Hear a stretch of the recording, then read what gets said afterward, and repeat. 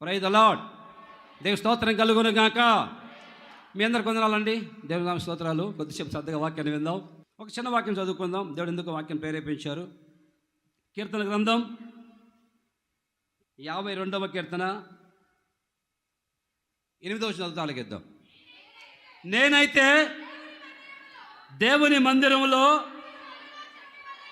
పచ్చని ఒలీవ చెట్టు వలె ఉన్నాను. చాలు, అంతే, ఇంకేమొద్దు.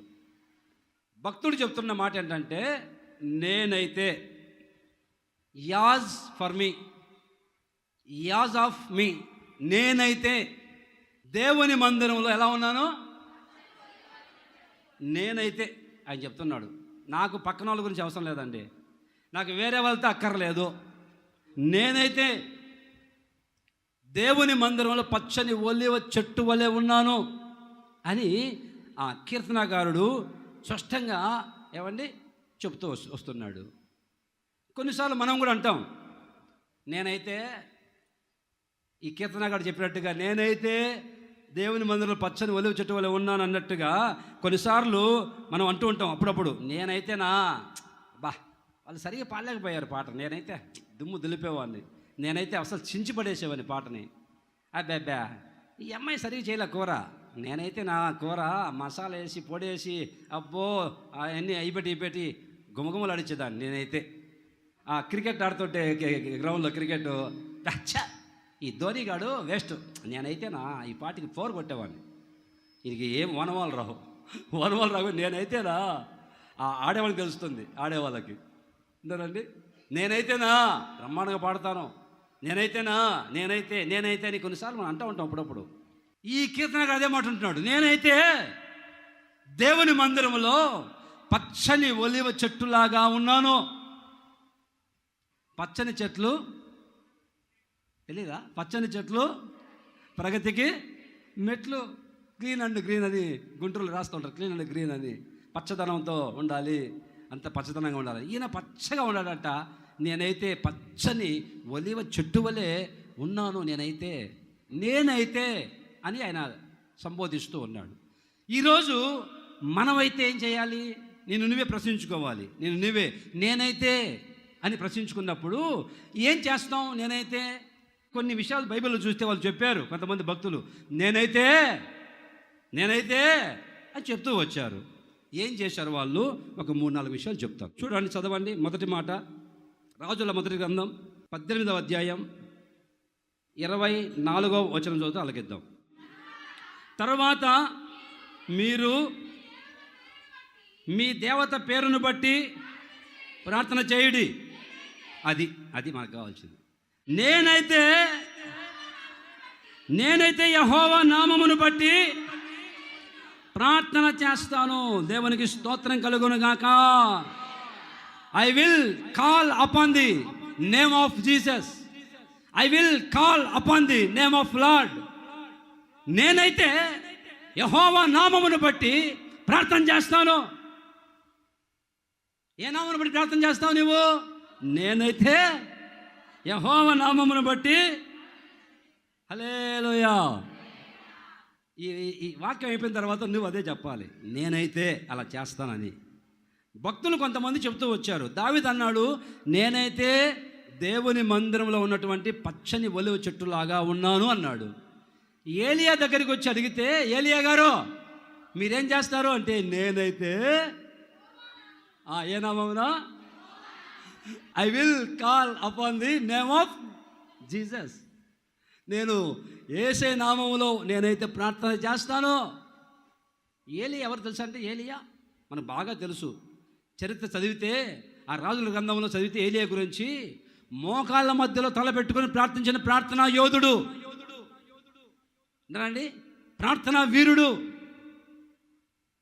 ప్రార్థన చేసే ప్రార్థన ఆయన ఒక గొప్ప యోధుడు చెప్పాలంటే.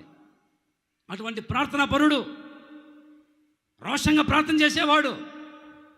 రాజు దగ్గరికి వెళ్ళి రాజు కూర్చుంటే సింహాసనం మీద, ఆహాబు రాజా,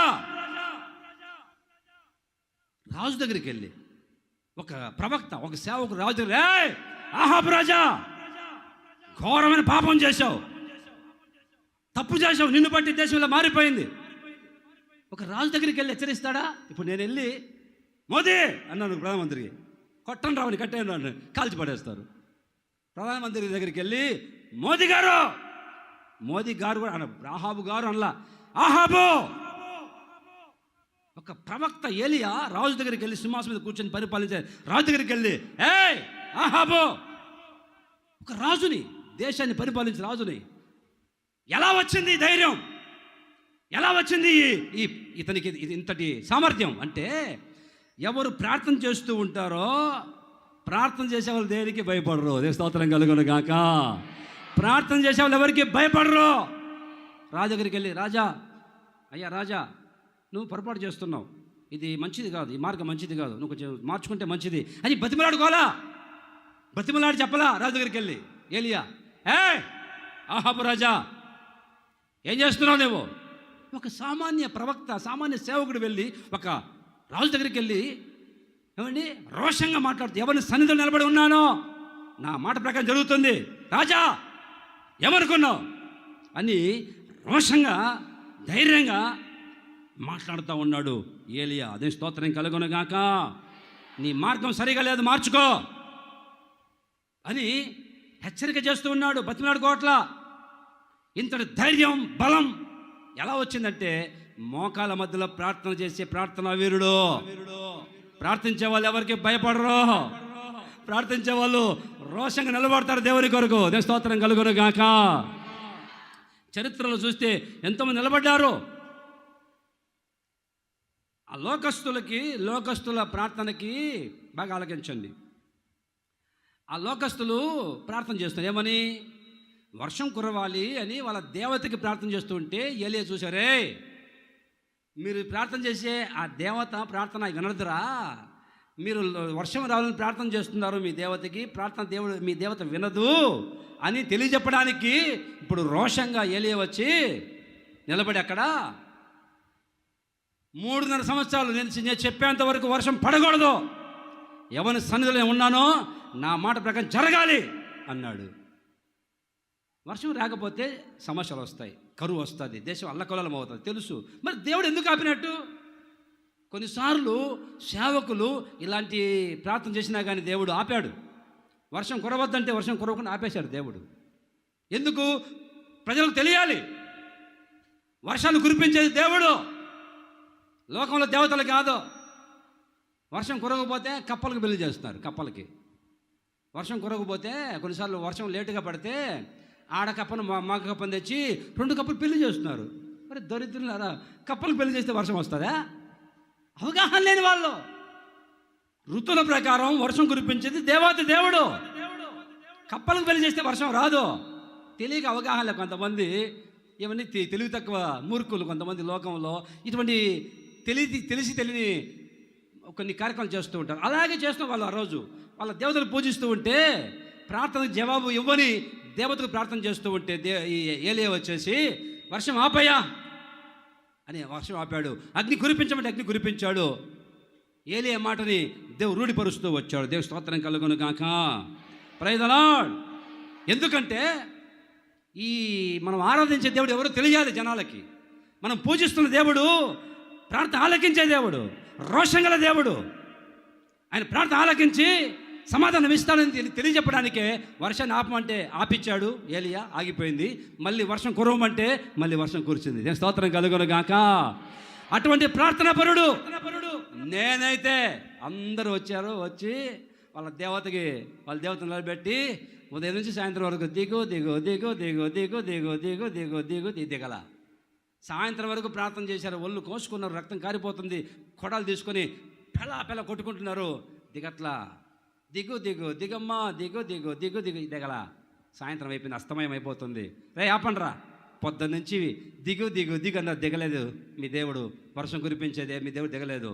ఇప్పుడు నేనైతే స్తోత్రం కలుగును గాక.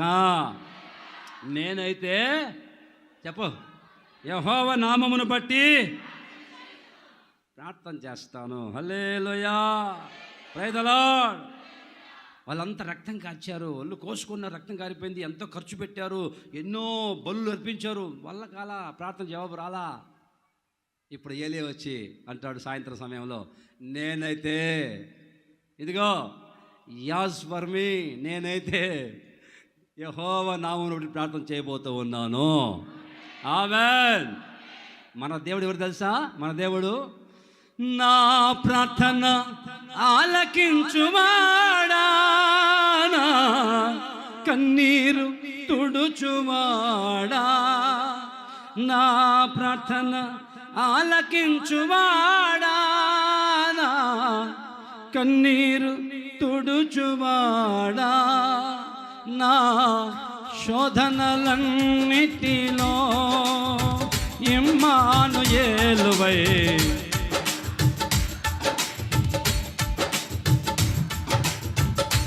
నా శోధనలన్నిటిలో ఇమ్మానుయేలువై నాకు తోడై నిలచితివా, నా నీతిలో ఇమ్మానుయేలువై నాకు తోడై నిలచితివా. మన దేవుడు ప్రార్థన ఆలకించే దేవుడు. ఆయనకు ఒక పేరుంది, ప్రార్థన ఆలకించువాడా. సర్వ శరీరులు ఎందుకు వస్తున్నారు జనమంతా? ఆయన ప్రార్థన ఆలకిస్తాడు. ఆయన మాట్లాడే దేవుడు, మనసున్న దేవుడు. కళ్ళుండి చూస్తాడు, నోరుండి దీవిస్తాడు, చేతులతో ఆశీర్వదిస్తాడు, చెవులుండి వింటాడు. అందుకే ఆఖరు పేరు పెట్టింది, చూస్తున్న దేవుడు నీవే. మన దేవుడు ప్రార్థన ఆలకిస్తాడు. సీఎం దగ్గరికి వెళ్ళామనుకో, సీఎం దగ్గరికి ముఖ్యమంత్రిని కలవాలంటే ఇప్పుడు కాదమ్మా, నెల రోజుల వరకు అపాయింట్మెంట్ లేదంటారు. నెల రోజుల వరకు అపాయింట్మెంట్ కుదరదు. పిఎం దగ్గరికి వెళ్తే, ప్రైమ్ మినిస్టర్ దగ్గరికి వెళ్తే, ప్రధానమంత్రి కలవాలంటే అబ్బా ఇప్పుడు 6 నెలల వరకు అసలు ఆయనకి కలిసేదానికి లేదు, 6 నెలల వరకు డేట్ ఇచ్చేశాడు అందరికీ అంటారు. అంటారండి. 6 నెలల వరకు ఆయన కలవడానికి లేదు. ఆయన అంటాడు, ఈయన దగ్గరికి వెళ్తే నెల రోజుల వరకు లేదండి అని వీళ్ళు అంటారు. కానీ నా దేవుడి దగ్గరికి వెళ్తే అపాయింట్మెంట్ అవసరంలా, ఎప్పుడైనా ప్రార్థన చేయొచ్చు. ఆమె 24/7 వారం రోజులు 7 రోజులు 24. అక్కడక్కడ మనం చూస్తాం వ్యాన్ల మీద అది అంబులెన్స్ మీద ఎవరు ఉంటాయి, 24/7. కొన్ని హాస్పిటల్కి వెళ్తే 24 గంటలు మీకు చూడబడుతుంది, 24 గంటలు ఎమర్జెన్సీ కేసులు 24 గంటలు చూస్తామని వాళ్ళు రాసి పెట్టి ఉంటారు. నా దేవుడు ఎవరంటే ఈ వారం సంవత్సరం పొడుగున 24 hours. అంటే మధ్యరాత్రి చేయొచ్చా పాస్టర్ గారు? మధ్యరాత్రి చేశారుగా ఇలా అమ్మా. పౌలుసీలు ఎప్పుడు చేశారు ప్రార్థన? చదువు అమ్మా. అపోస్తల కార్యాలు 16:20 చదువు, 16:25. అయితే ఎప్పుడమ్మా? మిడ్ నైట్ మధ్యరాత్రి వేళ పౌలుసీలయు అదిగో ఎప్పుడు ప్రార్థన చేశారంట? మధ్యరాత్రి 12 గంటల తర్వాత మధ్యరాత్రి పౌలుసీలు ప్రార్థన చేస్తూ ఉంటే భూకంపం వచ్చి భూమి పునాదులు కదిలిపోయి సంఖ్యలు తెగిపోయాయి. మధ్యరాత్రి ప్రార్థన చేయొచ్చా? ఏ సమయం 24/7 ఎనీ టైం ప్రభు ప్రార్థన చేయొచ్చు. నీవు మధ్యరాత్రి ప్రార్థన చేస్తే భూమి పునాదులు కంపించలేదా? సంఖ్యలు తెగిపోలేదా? అపోస్తలుల గారు 10:1 చదువు, 10:9 చదువు. మరునాడు వారు ప్రయాణమైపోయి పగలు ఇంచుమించు ఎన్ని గంటలమ్మా? పగలు ఇంచుమించు 12 గంటలప్పుడు ప్రార్థన చేస్తూ ఉన్నారు. దేవుని స్తోత్రం కలుగును గాక. అపోస్తలుల గారు 3:1 చదువు. ఎన్ని గంటలకి? పగలు 3 గంటలకి ప్రార్థనా కాలంలో విలాప వాక్యాలు 2:19 చదువు. విలాప వాక్యాలు 2:19 చదువు. నీవు లేచి రేయి మొదటి జామున ఇప్పుడు చూడండి, బాగా ఆలోచించారు. మధ్యరాత్రి చేశారు, 3 గంటలకు చేశారు, ఏమండి మధ్యాహ్నం 12 గంటలు చేశారు, ఏకోజామునలే చేశారు, ఎనీ టైం. నేనైతే యెహోవా నామమును బట్టి ప్రార్థన చేస్తాను. ఎందుకు? అని ప్రార్థన ఆలకించే దేవుడు. ఈ ప్రార్థన చేసే వ్యక్తి కనుక ధైర్యంగా రాజు దగ్గరికి వెళ్ళి రాజుకి భయపడకుండా, ఏమండి ఎవరికి భయపడరు ప్రార్థన చేసేవాళ్ళు. ప్రార్థన చేసేవాళ్ళు, దేవుని సన్నిధిలో ఉండేవాళ్ళు, ప్రార్థించేవాళ్ళు ఈ భూలోకంలో భూప్రపంచం ఎవరికి భయపడరు. నెబుకద్నెజరు, నువ్వు పెట్టిన బొమ్మకు మేము మొక్కం. మేమెవరు తెలుసా? జీవము కలిగిన దేవుణ్ణి పూజించే వాళ్ళం. ఆ దేవుడు ఎక్కడే పూజార్హుడు. కానీ షద్రక్ మెషక్ అబేద్నెగో దానియేలు వాళ్ళు రాజుకే వ్యతిరేకంగా మారిపోయారు. చంపుతాన్రా, అగ్ని 700 గడిచేస్తాను. 700 కాదు, 14 చేసుకో. ఎందుకు? మా దేవుని ప్రార్థన చేస్తాం, విగ్రహాలకి మొక్కం. ఇంత ధైర్యం ఎక్కడతారా మీకు? పరాయి దేశంలోకి వెళ్ళి బానిసలుగా వెళ్ళి ఇంత ధైర్యంగా రాజుతో చక్రవర్తితో మాట్లాడితే ఏంటి మీ ధైర్యం? ప్రార్థించే వాళ్ళం మేము మోకరించి. ఏది అవసరం వచ్చిన మోకాల మీద చేతుల పైకి ప్రార్థించే వాళ్ళం. ఈ భూప్రపంచం ఎవరికి భయపడం. ఏమనుకున్నావు? భయపడే ప్రసక్తి ఉండదు. ప్రార్థించే వాళ్ళు అయితే ప్రార్థన చేయకపోతే ఒరిగిపోతావు. దానియేలు ప్రార్థన ఆపేస్తావా? శాసనం వచ్చింది, నేను ప్రార్థన ఆపను బాబు. ఉదయము, మధ్యాహ్నము, సాయంత్రము, రోజుకి 7 సార్లు 3 సార్లు ప్రార్థన చేస్తూనే ఉంటారు. స్తోత్రం కలుగును గాక. ప్రార్థన చేస్తూనే ఉన్నాడు. సింహాల భవన్లోకి వెళ్తే హ్యాపీగా వెళ్ళి క్షేమంగా తిరిగి వచ్చాడు. హల్లెలూయా. నిందల పాలై నిత్య నిబంధన నీతో చేసిన దానియేలుకో, నిందల పాలై నిత్య నిబంధన చేసిన దానియేలుకో, సింహాసన మెచ్చినావు, సింహాల నోలను మూసినావు, సింహాసన మెచ్చినావు, సింహాల నోలను మూసినావు. సర్వోన్నతుడా నీవే నాకు ఆశ్రయ దుర్గమో, ఎవ్వరు లేరు నాకు ఇలలో, ఎవ్వరు లేరు నాకు ఇలలో, ఆదరణ నీవేగా, ఆనందం నీవేగా, ఆదరణ నీవేగా, ఆనందం నీవేగా. హల్లెలూయా. ఎవరు భయపడే చరిత్రలో ప్రార్థన చేసిన వాళ్ళు ఎవరు భయపడకుండా రాజు దగ్గరికి వెళ్ళారు, చక్రవర్తి దగ్గరికి వెళ్ళారు, రోషంగా దేవుని గురించి ప్రకటిస్తూ వచ్చారు. భయపడలా ఎవరికే. ఎందుకయ్యా అంటే ప్రార్థించేవాళ్ళు. ఏ నామమును బట్టి? నేనైతే మరి నువ్వు ప్రార్థన చేస్తున్నావమ్మా?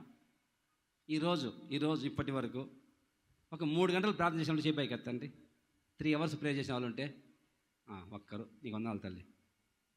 2 గంటలు ప్రార్థన చేసిన వాళ్ళు చేయి ఎత్తండి. ఒక 2 అవర్స్ ప్రేయర్ చేసిన వాళ్ళు ఉంటే ఒక 5-6 ఉన్నారు, మీకు వందనాలు, నిండుగా వందనాలు. 1 గంట ప్రార్థన చేసిన ఉంటే ఈరోజు పొద్దున్న లేచి గంట ప్రార్థన చేసిన చేయి ఎత్తండి. హల్లెలూయా. దేవుని స్తోత్రం కలుగును గాక. ఈరోజు నుంచి ఒక తీర్మానం చేసుకోవాలి, నేనైతే ఇది మొదలుకొని నా దేవుని ప్రార్థన చేస్తానని.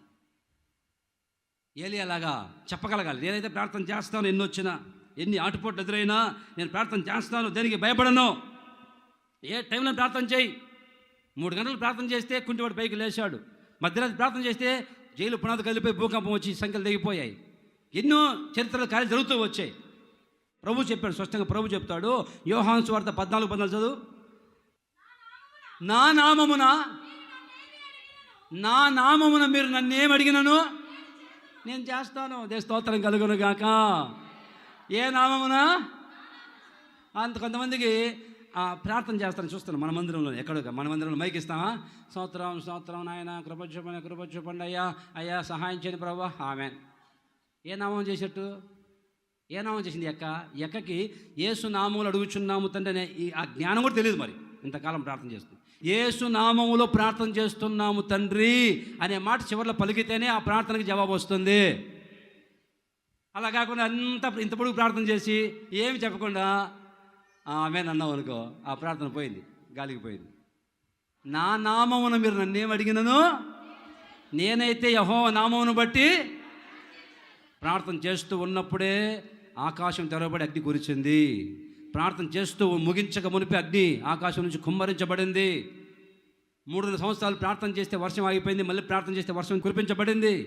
దీనికి అంతటికి కారణం నేనైతే దేవుని నామమును బట్టి ప్రార్థన చేస్తాను. మరి నీవైతే ఏం చేస్తావమ్మా? తిని పడుకుంటాను పాస్టర్ గారు. 3 పూటలు కాదు నాయన, 6 పూటలు తిని ఆరోగ్యంగా హాయిగా పడుకుంటాను ప్రభు. ప్రార్థన చేసే మనిషి అది నీకు. కొన్ని కుటుంబాలకు వెళ్తే కుటుంబాల సమస్యలు, దరిద్రం, ప్రార్థించే అనుభవం లేదు. యేసు నామం బట్టి ప్రార్థన చేస్తే సంఖ్యలు తగలేదా? యేసు నామంలో ప్రార్థన చేయి, రే మా దగ్గర ఉండేది ఒకే నామం యేసునామం, లే అంటే యేసునామంలో ప్రార్థన చేస్తే కుంటి వాళ్ళకి కాలు రాలేదా? నీ సమస్యలకు తొలగిపోవా ప్రార్థన చేస్తే? ప్రార్థన చేయక హడావడి పనుల భారం పెట్టుకొని ఆ పనుల భారంలో మునిగిపోయి ప్రార్థన చేయలేక ఎంతసేపు ప్రార్థన చేసావమ్మా? గంట ప్రార్థన చేయాల్సింది. రోజు గంట చేయాలి ప్రార్థన. ఎంతసేపు ప్రార్థన చేయాలి రోజుకే? తెలుసా నీకు అదన్నా? ఈరోజు ఒక తీర్మానం చేయి, నేనైతే ప్రభువా ఇది మొదలుకొని నీ కోసం ప్రార్థన చేస్తాను, నీ కొరకు నీ నామంలో ప్రార్థన చేస్తాను. నా సమస్యలు తొలగిపోవాలంటే, నా బంధకాలు తెగిపోవాలంటే, నా జీవితంలో ఒక అద్భుతం జరగాలనుకుంటే ఇది మొదలుకొని నేనైతే ప్రార్థన చేస్తానని ఎవరైతే తీర్మానం చేస్తారో నా ప్రభు అద్భుతాలు జరిగించును గాక. ఆమేన్. నేనైతే దావీదు అంటాడు, పచ్చని ఒలీవ చెట్టు వలె ఆయన మందిరంలో ఉన్నానని. ఏలియా ఏమన్నాడు? నేనైతే ప్రార్థన చేస్తాను. ఈరోజు మీరందరూ ప్రార్థనా పరులుగా మారుదురుగాక, ప్రార్థన వీరులుగా మార్చబడుదురుగాక. ఆమేన్. 2వ మాట చదవండి. దినవృత్తాంతాల మొదటి గ్రంథం 29వ అధ్యాయం 17వ వచనం చదవండి. నా దేవా,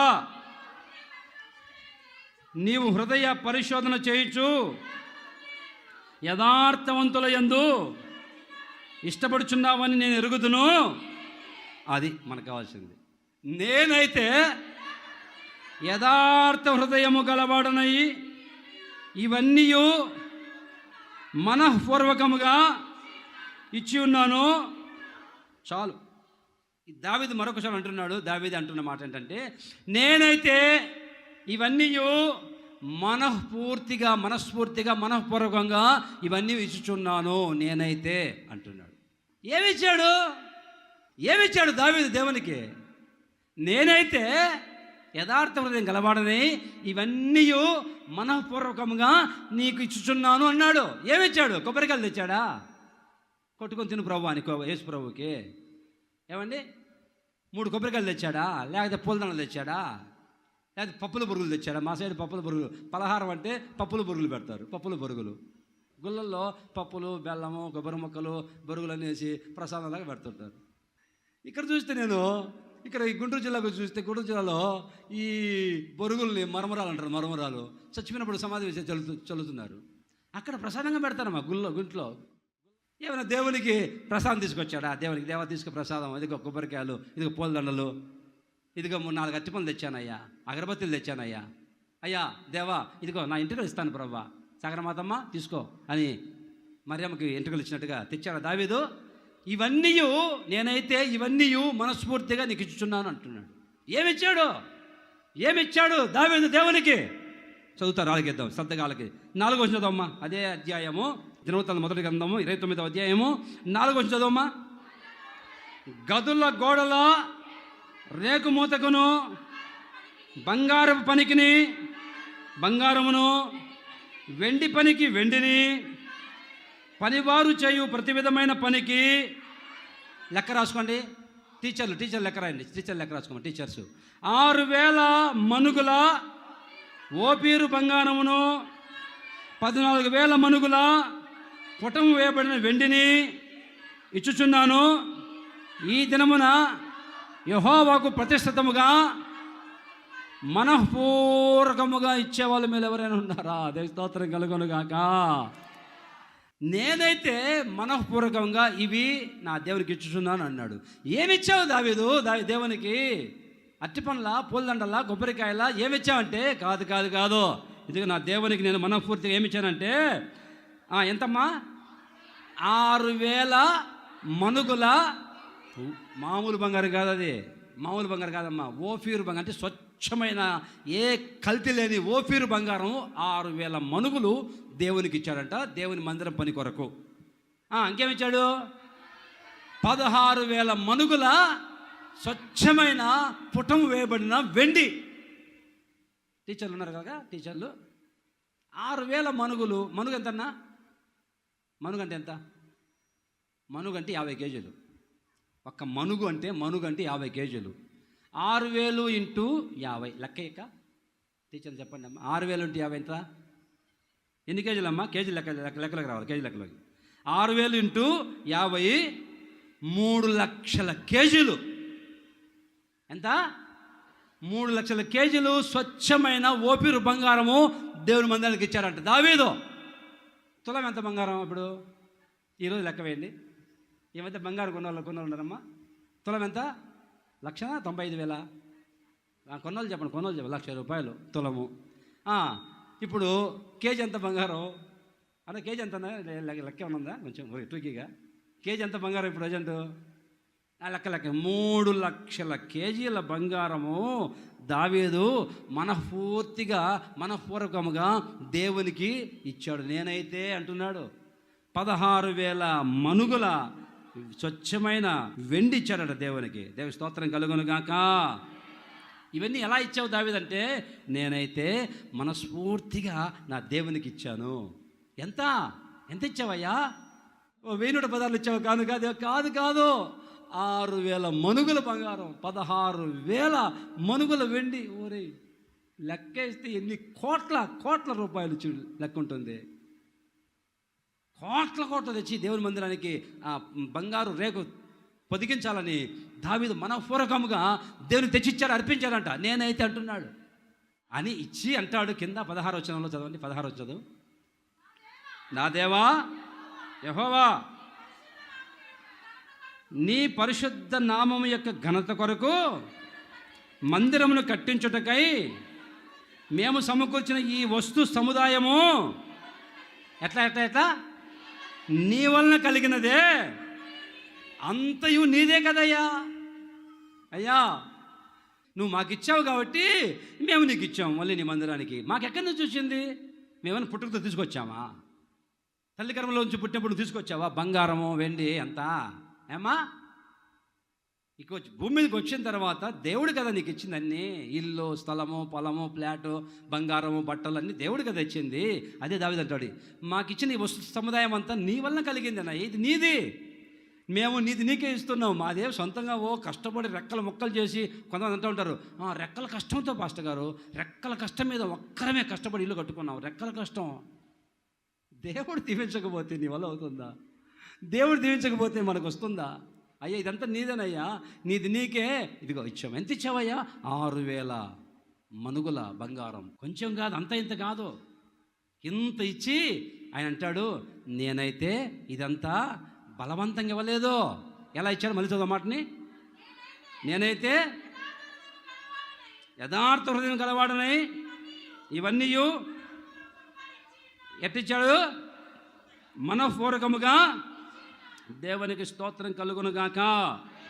ఆ 3వ వచనం చదవండి. 29:3 చదువు. మరియు నా దేవుని మందిరం మీద నాకు కలిగి ఉన్న మక్కువ చేత. దేని చేత ఇచ్చాడంట? దేని చేత? మక్కువ అంటే ఇష్టం. నా దేవుని మందిరం మీద ఉన్నటువంటి మక్కువ చేతనే మనఃపూర్వకంగా ఇదంతా నేను ఇచ్చాను దేవునికి. మక్కువ అంటే ఇష్టపూర్వకంగా, ఎవరు బలవంతం చేయలేదు. స్తోత్రం కలుగును గాక. Praise the lord.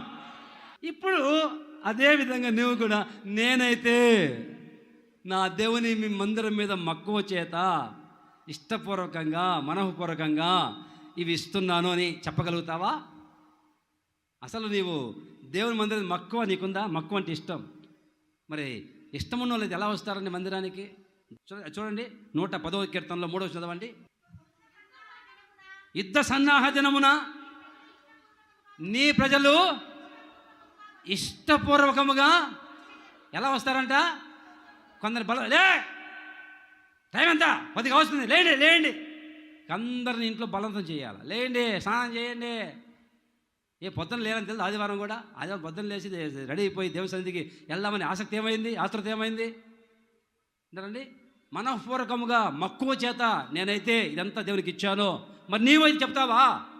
నేనైతే నా దేవుని గురించి చేస్తానని, నేనైతే ఇష్టపూర్వకంగా మనఃపూర్వకంగా నా దేవునికి ఇస్తానని. ఇప్పుడు మిమ్మల్ని అడిగి ఏమండి డబ్బులు అడగట్లా, బంగారం అడగట్లా. రోజుకి 2 గంటల 40 నిమిషాలు ప్రార్థన సమయం దేవునికి ఇవ్వాలి. రోజుకు 24 గంటల్లో 2 గంటల 40 నిమిషాలు దేవునికి సమయం కేటాయించాలా, ప్రార్థన సమయం. మరి నువ్వైతే ఇస్తావా దేవునికి సమయం? అన్నయ్య కుదరదు అన్నయ్య, పొద్దున్న పనికి వెళ్ళాలన్నయ్య, పనికి వెళ్ళకపోతే నా కుటుంబం గడవదు అన్నయ్య. అరే దేవుడు కదా నీకు అన్నీ ఇచ్చేది, ఆరోగ్యం ఇచ్చేది దేవుడు కదా. ఆరోగ్యం లేకుండా మంచాన పడితే ఏం చేస్తావు? మరి ఆరోగ్యం ఉన్నప్పుడే కదా ప్రార్థన చేయాల్సింది, ఆరోగ్యం ఉన్నప్పుడే మోకాల మీద ఉండాల్సింది. మంచాన పడిపోయిన తర్వాత నువ్వేం ప్రార్థన చేస్తావు? ఇక ములుగుతో కూర్చుంటావు కదా. ఇప్పుడు ఆరోగ్యం ఉన్నప్పుడు కూర్చొని ఎక్కువసేపు సమయం గడిపితే కదా, దేవునికి కేటాయిస్తే కదా, ప్రార్థన చేస్తే కదా. నేను స్తోత్రం కలుగును గాక. సమయంలో దేవునికి ఇవ్వాలి. నీకు పుట్టిన పిల్లల్లో మొదట పుట్టిన నీ కొడుకుని, మొదట పుట్టిన నీ కూతురిని సేవకు అర్పించాలా? మరి మీ పిల్లల్లో దేవునికి, మీ పిల్లల్ని దేవునికి అర్పిస్తున్నావా?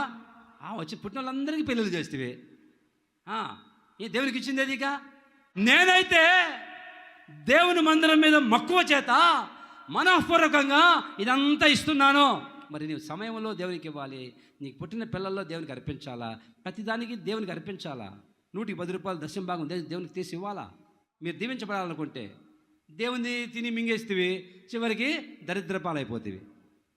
నా దేవుని మందిరం కొరకు నేనైతే ఇష్టపూర్వకంగా మనఃపూర్తిగా మక్కువ చేత నేను చేస్తానని ఎంతమందికి ఉందండి? ఏం తీసుకెళ్ళవు భూమి మీద. అకస్మాత్తుగా సచ్చావనుకో, నీతో ఏది రాదు. అన్నీ వదిలిపెట్టి ఇక్కడ నోరు మూసుకెళ్ళిపోవాల్సిందే. చచ్చినప్పుడు సమాధిలో ఏది వేయరు. అదే ఐగుప్తులో అయితే, ఐగుప్తులో మేము వెళ్ళాం. ఐగుప్తులో, ఈజిప్టులో మ్యూజియం ఉంది. మ్యూజియంలో ఆ రాజు వాడిన వస్తువులన్నీ ఉన్నాయి. ఆ రాజు వాడిన సింహాసనం, కొన్ని కింటాల బంగారం ఉంది అక్కడ మ్యూజియంలో. ఆ ఫరో రాజు వాడిన సింహాసనము, ఆయన వాడిన వస్తువులన్నీ బంగారు, మొత్తం బంగారు. ఆడవాళ్ళు కనుక వెళ్ళారంటే చూస్తే ఇంకా రారు, బయటికి రారు దాంతో నుంచి. ఆ బంగారం చూసి గుండెలు బాదుకుని, అమ్మో నాకు చెవులకైతే బాగుండేది, ముక్కుకుంటే బాగుండేది. ఆ బంగారం చూసి గుండెలు బాదుకుంటారు ఆడవాళ్ళు. మ్యూజియంలోకి వెళ్తే మ్యూజియంలో ఐగుప్తు ఫరో రాజు వాడిన అన్ని బంగారు వస్తువులు అన్నీ వాడు కుప్పలుగా ఉన్నాయి. కొన్ని కింటాల బంగారం. మరి నీకు ఇచ్చిన దాంతో దేవునికి ఎంతవరకు ఇస్తున్నావు? 110 రూపాయలు దశమాగం ఇవ్వు, దేవుడు దీవిస్తాడు.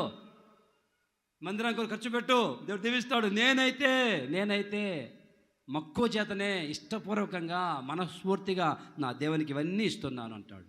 ఆ దావీదు ఎప్పుడైతే ఆ విధంగా అన్నాడో దేవుడు చూశాడు, దావీదో మనస్ఫూర్తిగా నువ్వు ఇస్తున్నావు కదా, తరతరాలు నీ కుటుంబంలో నీ సంతానము ఒకరు రాజుగానే ఎప్పటికీ ఉంటారు. స్తోత్రం కలుగును గాక.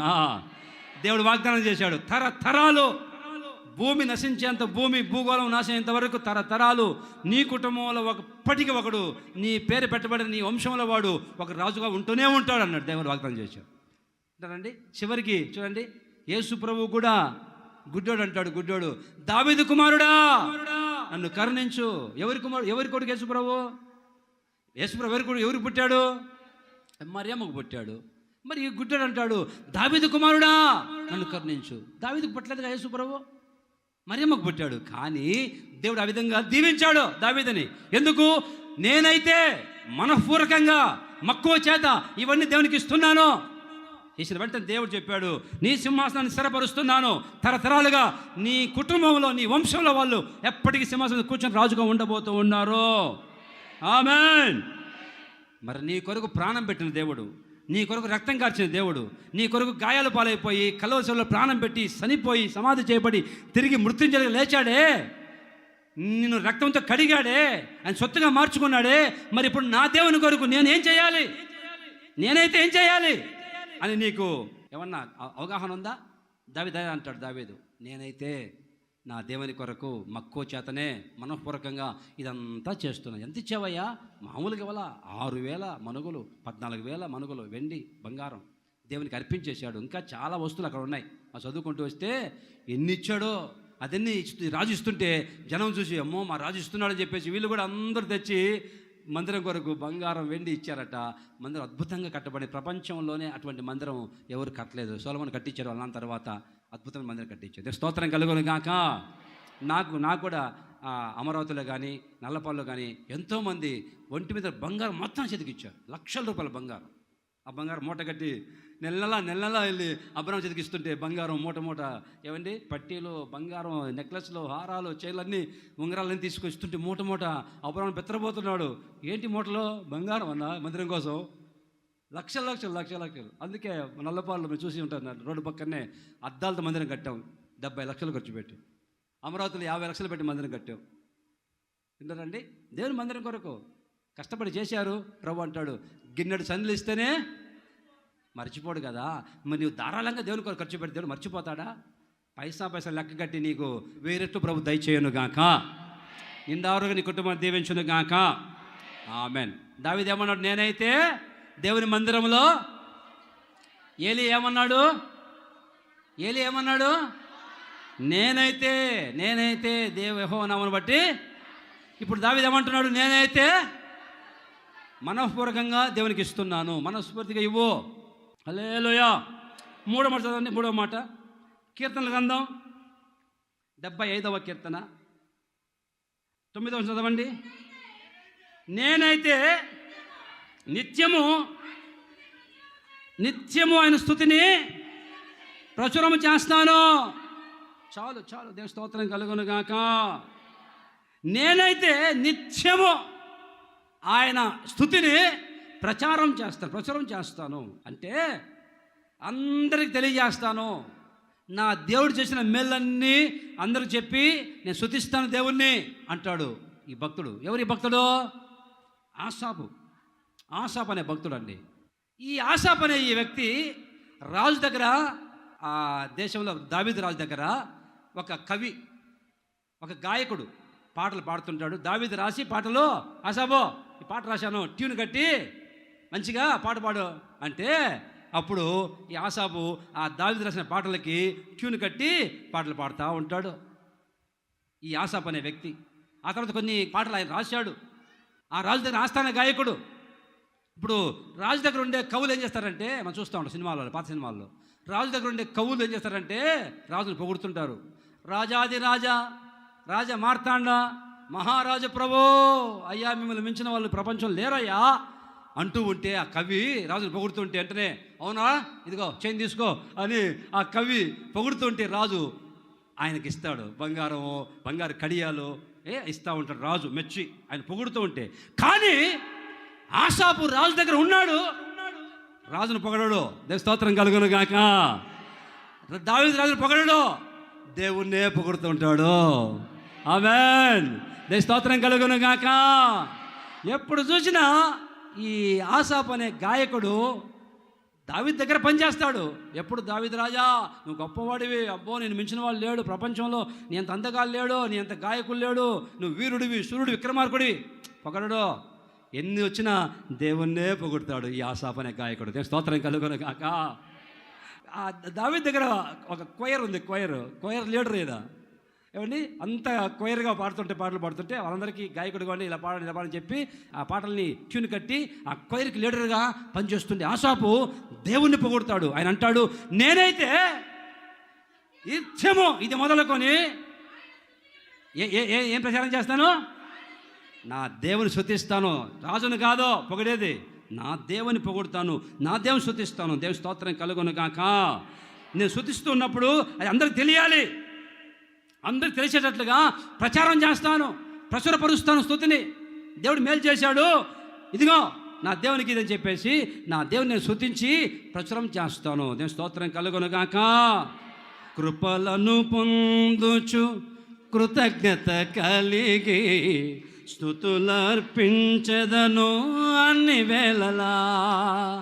కృపలను పొందుచు కృతజ్ఞత కలిగి స్తుతులర్పించెదను అన్ని వేళలా.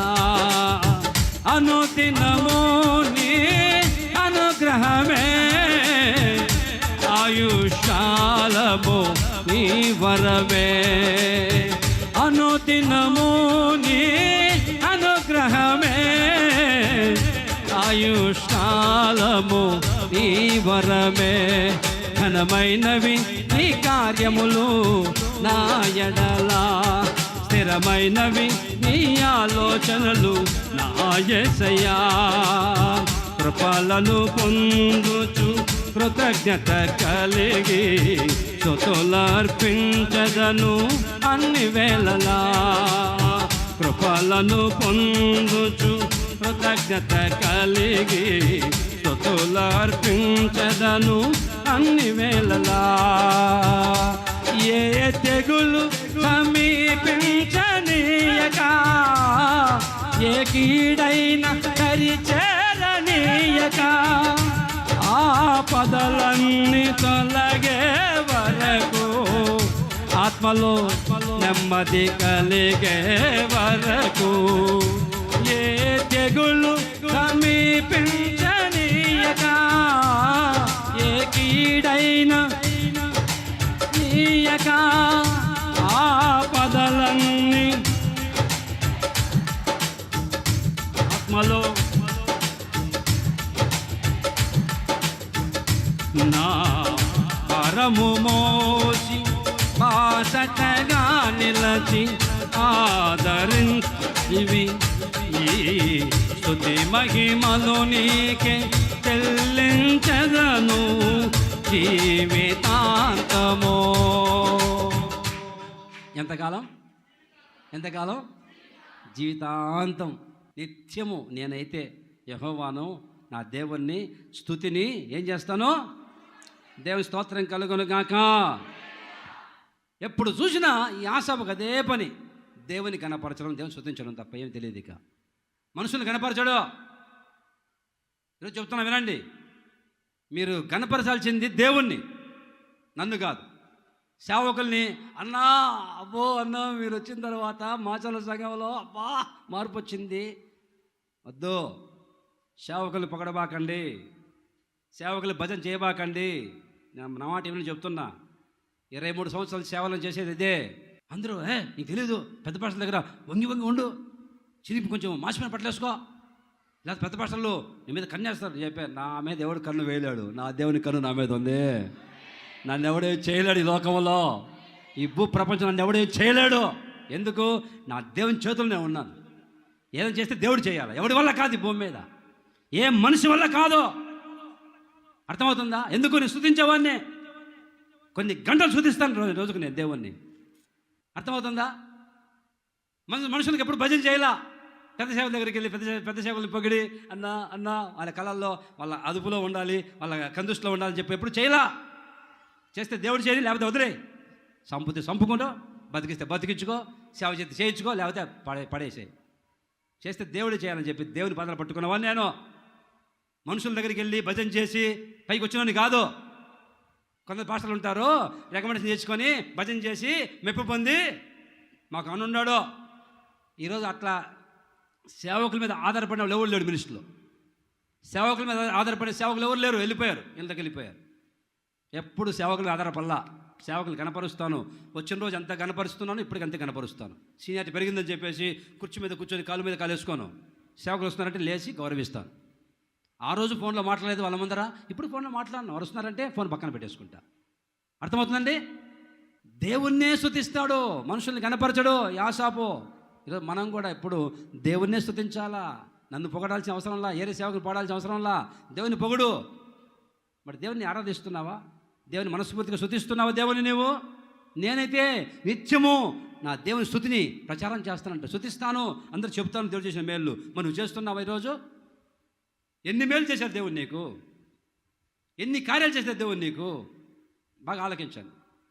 ఈరోజు నువ్వు బతికున్నావంటే ఆయుష్ని ఇవ్వలేదా దేవుడు? అయ్యా నాకు ఆయుష్ ఇచ్చావయ్యా, నీకు స్తోత్రం, నోరు తెచ్చి స్తోత్రం చెప్పలేవా? ఎంతమంది హాస్పిటల్లో మగ్గిపోతున్నారు, ఒకసారి హాస్పిటల్కి వెళ్ళి చూడు. ఎంతమంది విలువలాడిపోతున్నారు రకరకాల రోగాల చేత. నీకు ఆరోగ్యం ఇచ్చి మందిరంలోకి వచ్చి కూర్చోబెట్టాడే, అది మేలు కాదా? నేను స్తుతించలేవా? ఆరోగ్యం ఇచ్చినందుకు స్తుతించాలా, ఆయుష్ ఇచ్చినందుకు స్తుతించాలా? ఎంతమంది ఒక పూట తిని పస్తులతో అల్లాడిపోతున్నారు. నీకు 3 పూట తినడానికి దేవుడు ఇచ్చాడే, ప్రభువా స్తోత్రమైన స్తుతించలేవా? మీకు నమ్ముతారు, నమ్మండి, లేకపోతే నాకు అవసరంలా. నేనైతే ప్రతిరోజు పొద్దున్న లేచి 1 గంటన్నర 2 గంటలు స్తుతిస్తాను, స్తోత్రాలు చెప్తా. ఏం చెప్పను, స్తోత్రం చెప్తాను. ఒక అరగంట పావు గంట ప్రార్థన చేస్తాను. మహా అయితే నా ప్రార్థన అంతా కలిసి 20 నిమిషాలు అయిపోతుంది. నా ప్రార్థన 20 నిమిషాలే.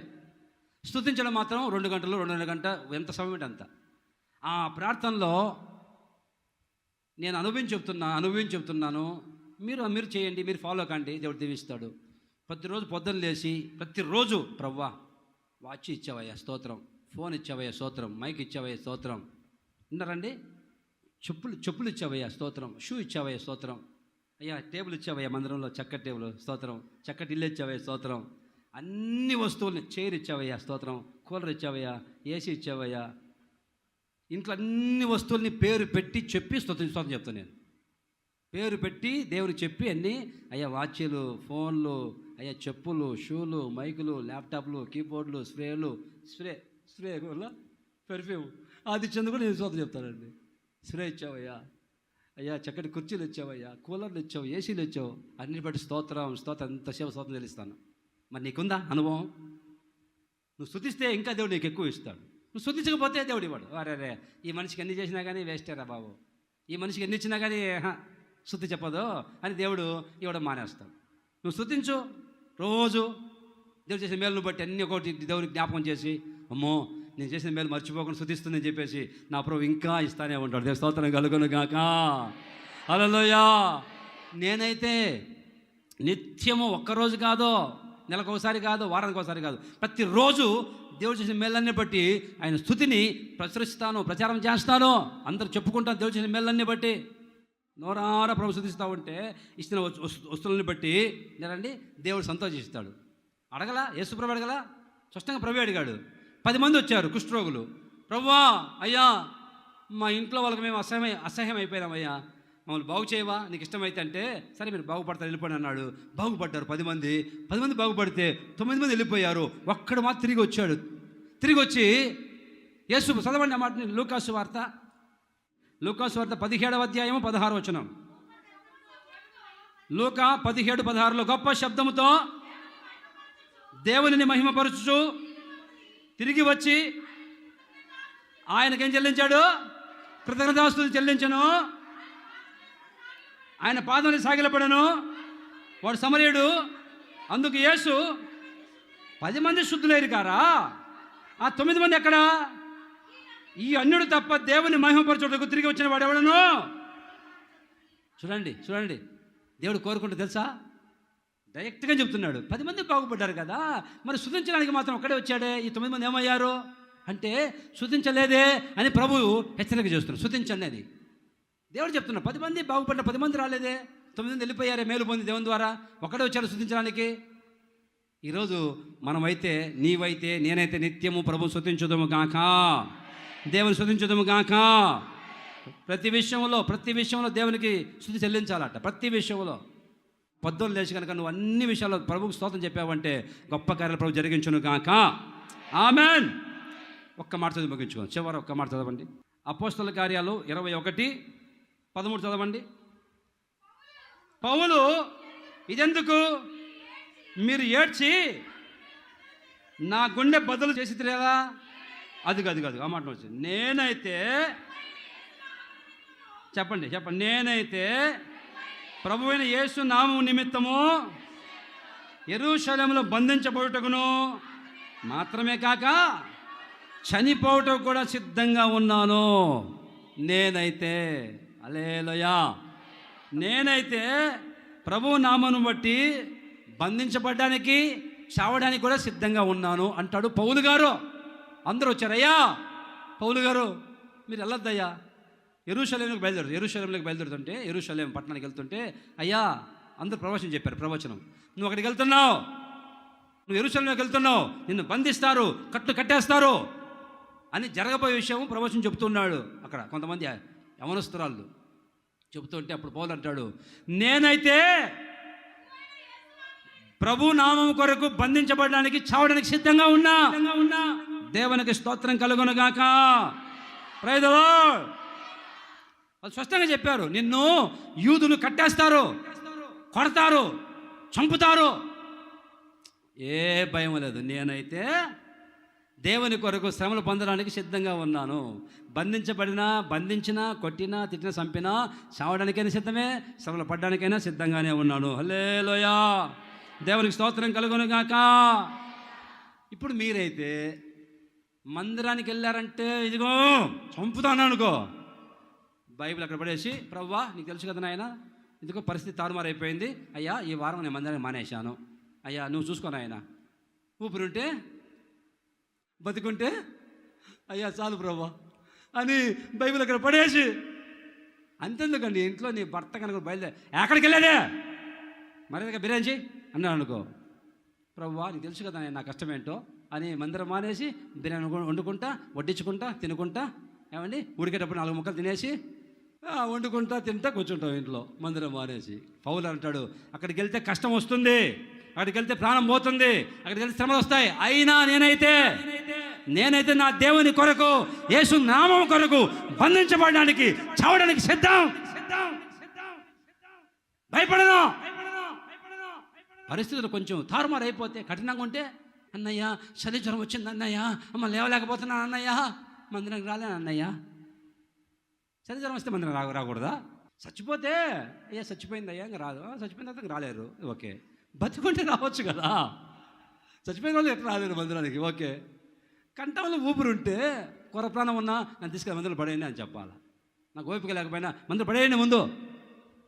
నిందలు వస్తున్నాయంటే, శ్రమలు వస్తున్నాయంటే, ఏందన్నయ్యా ఇంత భక్తి చేసినా కానీ ఏంటి నిందలు, నాకు అవమానాలు, ఇన్ని సంవత్సరాల నుంచి మందిరానికి వస్తున్నా ఇంకా నాకు గర్భం తెరవలేదు, ఇంకా మందిరం మానేస్తున్నా అన్నయ్య, పో పో వెళ్ళిపో అటువంటి మాకు అవసరంలా.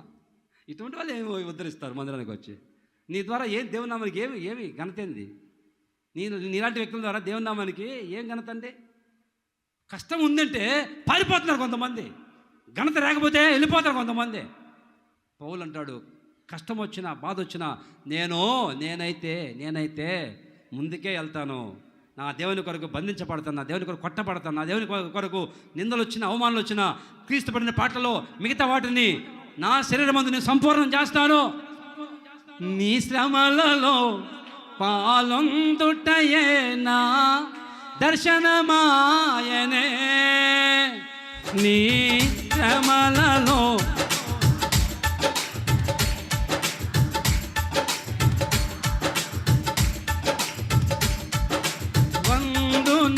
శ్రమలు సహించి నీ వారసుడానైతినే, ఆహా నా ధన్యత ఏమని వివరింతును, ఏమని, ఆహా నా ధన్యత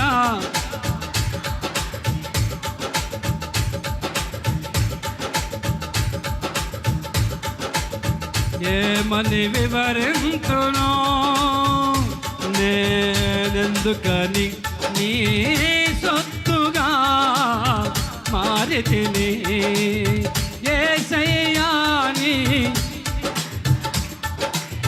కడుగబడినందునా, నీ అనాది ప్రణాళికలో హర్షించెను నా హృదయ సీమా, నీ అనాది హర్షించెను నా హృదయ సీమా. హల్లెలూయా. ఒకప్పుడు నేను చంపాను, హింసించాను, గాయపరిచాను, చంపాను, ఒకప్పుడు అనేకులు చంపాను. ఇప్పుడైతే నేనైతే చావడానికి సిద్ధంగా ఉన్నా నా దేవుని కొరకు. దేవుని స్తోత్రం కలుగును గాక. అదే అంటాడు పౌలు, ఒకప్పుడు చంపాను, దోషకుణ్ణి, హింసకుణ్ణి, హానికరుణ్ణి ఒకప్పుడు. ఇప్పుడైతే శ్రమలు పడ్డానికైనా, బంధించబడ్డానికైనా, చావడానికైనా నేను సిద్ధంగానే ఉన్నా. హల్లెలూయా. దేవుని స్తోత్రం కలుగును గాక.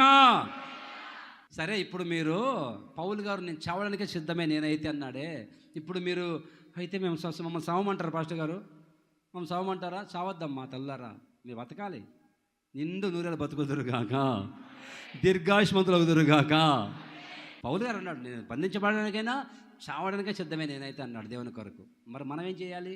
రోమాపత్రిక 12:1 చదువు. కాబట్టి సహోదరులారా, పరిశుద్ధమును దేవునికి అనుకూలమునైన సజీవ యాగముగా మీ శరీరములను ఆయనకు సమర్పించుకోండి. అదిగో నేనైతే చావడానికి సిద్ధమన్నాడు ఆయన పౌలు గారు. మనకు చెప్తున్నాడు, అమ్మా సహోదరులారా, మాచర్ల సంఘ సభ్యులారా, సహోదరి మనులారా, మీరైతే చావద్దమ్మా, చచ్చిపోవాల్సిన అవసరం లేదు దేవుని కొరకు. మీ శరీరాల్ని సజీవ యాగముగా ఎలా అర్పించాలంట? నీ శరీరాన్ని సజీవ యాగముగా దేవునికి బలిగా అర్పించు అంటాడు. ఇప్పుడు నీ కళ్ళని నీ అవయవాలన్నీ దానికి అర్పించాలి. ఇప్పుడు నీ కంటితో ఏం చూడకూడదు. ఇది దేవుడిచ్చిన కళ్ళు, దేవునికి అర్పించాను, సజీవ యాగంగా నా శరీరాన్ని దేవునికి అర్పించాను. ఈ కళ్ళతో దేవుని వాక్యమే చూడాలి, దేవుని వాక్యమే నేను వినాలి, దేవుని వాక్యమే చూడాలి. ఈ చెవులతో పనికిమాల కార్యక్రమం వినకూడదు, దేవుని వాక్యమే వినాలి. ఈ నోటితో ఏం మాట్లాడాలి? సకల బూతులు మాట్లాడతారు. ఆ బూతులు మాట్లాడతావు, అక్కడికి వీధుల్లోకి వెళ్ళి ఇక్కడికి వచ్చి మళ్ళీ తగునాని భక్తి చేస్తే ఎట్లమ్మా? సజీవ యాగం శరీరాన్ని అర్పించుకోవడం అంటే ఏంటి? నీవే దేవునికి అర్పించుకోవడం. ఈ కళ్ళు, ఈ చెవులని నీవే ప్రభా, ఈ అవయవాలతో పాపం చేయనయ్యా, మాట్లాడినాయనా. నేనైతే దేవుని కొరకు బంధించబడ్డానికి, చావడానికి సిద్ధం. మరి నీవైతే దేవుని కొరకు సజీవ యాగముగా నీ శరీరాన్ని అర్పించి దేవునికి, ఈ దేవుని శరీరం దేవుడు ఇచ్చింది, దేవునికి అర్పించాలని చెప్పి ఆ శరీరంతో అక్రమాలు చేసి పాపాలు చేయకుండా, బూతులు మాట్లాడకుండా, పనికిమాల దృశ్యాలు చూడకుండా, చెడు మాటలు వినకుండా, చిచ్చులు పెట్టి కుటుంబాలని ఏమండి కొంపలు కొల్లేరు చేయకుండా జాగ్రత్త పడు. సజీవ యాగం నేనైతే ఇది మొదలుకొని నా బతుకు మార్చుకుంటాను. నా నోటితో, నా కళ్ళతో, నా చెవులతో, నా అవయలతో పాపం చేయనయ్యా, తప్పుడుగా ప్రవర్తించినయ్యా నేనైతే అని నువ్వు దేవుని కొరకు తీర్మానం చేసుకో. పౌలు గారు, నా దేవుని కొరకు నేను సవడానికి సిద్ధంగా ఉన్నా నేనైతే. మరి నీవైతే దేవుని కొరకు సజీవ యాగం అర్పించుకుంటావా? ఇప్పుడు చెప్పండి. ఒకటి, నేనైతే దావీదు చెప్పాడు, నేను పచ్చని ఒలివ మొక్క వలె ఉంటాను నేనైతే దేవుని మందిరంలో. రెండవదిగా, నేనైతే యెహోవా నామమున ప్రార్థన చేస్తాను. నేనైతే మనఃపూర్వకంగా, ఇష్టపూర్వకంగా దేవునికి అర్పిస్తాను. నేనైతే దేవుని యొక్క స్తుతిని, నిత్యము దేవుని స్తుతిస్తూ ఉంటాను. చివరిగా నేనైతే బంధించబడడానికి చావడానికి సిద్ధం. నీవైతే మనల్ని మనమే దేవునికి అర్పించుకుందాము గాక. దశబడి ప్రార్థన చేసుకుందాం. నేనైతే పచ్చని ఒలివ చెట్టు వలె దేవుని మందిరంలో ఉన్నాను అని దావీదు చెప్తున్నాడు. ఈరోజు మనల్ని పరీక్షించుకుందాం. నేనైతే ఎలా ఉన్నానని, నేనైతే ఏం చేస్తున్నానని. ఏలియా భక్తులు అంటాడు, ఏలియా ప్రవక్త అంటాడు, నేనైతే యెహోవా నామమును బట్టి ప్రార్థన చేస్తానని. నేనైతే మనఃపూర్వకంగా, ఇష్టపూర్వకంగా దేవునికి సమర్పిస్తున్నానని. నేనైతే నిత్యము దేవుని స్తుతిస్తానని. నేనైతే దేవుని కొరకు బంధించబడడానికి, చావడానికి సిద్ధమని. మరి నీవైతే ఎలా ఉన్నావు? పరీక్షించుకుందామా? ప్రార్థన చేసుకుందాం. ఎవరికి వాళ్ళు అందరూ ఒక క్షణం ప్రార్థన చేసుకోండి. మీకోసం ప్రార్థన చేస్తున్నాను. నేనైతే ఎలా ఉండాలి, నీవైతే ఎలా ఉండాలి చూడండి, పరీక్షించుకోండి. ప్రార్థన చేసుకోండి. ఎవరికి వాళ్ళు. మహాగణుడ, గొప్ప దేవ యేసయ్య, మీకు స్తోత్రాలు ఉండాలి తండ్రి. పరిశుద్ధాత్మ మీరు మాట్లాడే ప్రతి మాట కొరకే స్తోత్రాలు తండ్రి. దావీదు చెప్తున్నాడు, నేనైతే దేవుని మందిరంలో పచ్చని ఒలివ చెట్టు వలె ఉన్నానని.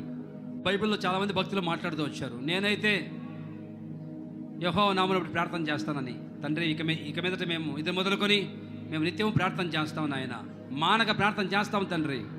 అయ్యా, ప్రార్థించే కృపను మాకు దయచేయండి, ప్రార్థించే సమయాన్ని దయచేయండి. ప్రార్థనాత్మను కుమ్మరించండి ఆయన. ఒక్కొక్క కుటుంబం మీద ప్రార్థనాత్మను కుమ్మరించండి. సమయాన్ని పోనివ్వకుండా, అసమయం ముందు మానక ఎల్లప్పుడూ ఎడదెగగా, మాటికి గోజాడి, కన్నీళ్లు కార్చి, మోకరించి ఉపవాసం ఉండి ప్రార్థించేటట్టుగా ఒక్కొక్కరు ప్రేరేపించండి ఆయన. నేనైతే ఇది మొదలుకొని యెహోవా నామమున ప్రార్థన చేస్తానని అందరూ తీర్మానం చేసుకున్నట్టుగా సహాయం చేయండి. నేనైతే దేవుని మందిరం మీద మక్కువ చేత మనస్ఫూర్తిగా నా దేవునికి ఇస్తున్నాను. సమయాన్ని ప్రభు కేటాయించాలి, పిల్లల్ని దేవునికి ఇవ్వాలి, దశమభాగం దేవునికి ఇవ్వాలి. నేనైతే ఇస్తాను.